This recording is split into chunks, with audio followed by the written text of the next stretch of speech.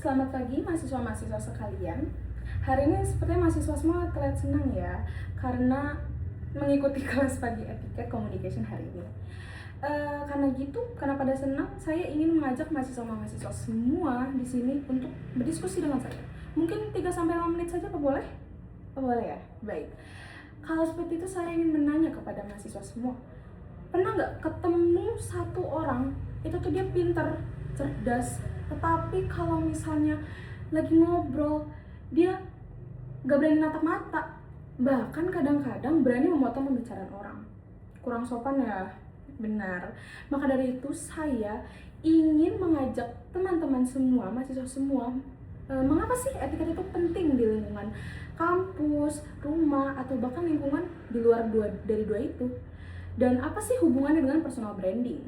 Nah, maka dari itu coba di kampus mungkin mahasiswa semua berpikir, oh di kampus etiket itu paling cara berpakaian rapi seperti ini, atau menggunakan bahasa sopan santun ke dosen. Nyatanya itu tuh lebih dari itu, karena kampus itu tuh ibaratkan seperti laboratorium nyata, yaitu di mana etiket itu tuh diuji gitu loh. Dan apa sih bentuk etiketnya? Etiketnya berupa hal-hal sederhana dulu, dari mendengarkan teman presentasi, berbicara menghargai teman ataupun dosen, menggunakan bahasa sopan santun ke dosen, ke teman sesama, bahkan ke adik tingkat, datang tepat waktu. Nah, itu sebenarnya hal kayak gitu tuh udah termasuk etiket ya, teman-teman semuanya. Dan coba mahasiswa pikirkan deh, kalau misalnya kita tidak melakukan hal seperti itu, yang ada kita tuh malah tidak mendapatkan tiket kepercayaan dari orang lain. Ya ibaratnya mereka jadi tidak mau bekerja sama kita karena kita tidak punya etiket, teman-teman. Dan etiket itu penting di dunia kerja. Nah makanya di dunia kerja itu orang yang mempunyai wawasan akademik yang bagus itu memang bisa masuk kerja. Tetapi yang membuat kita bertahan ya, itu adalah etiket itu tersendiri. Selanjutnya di rumah.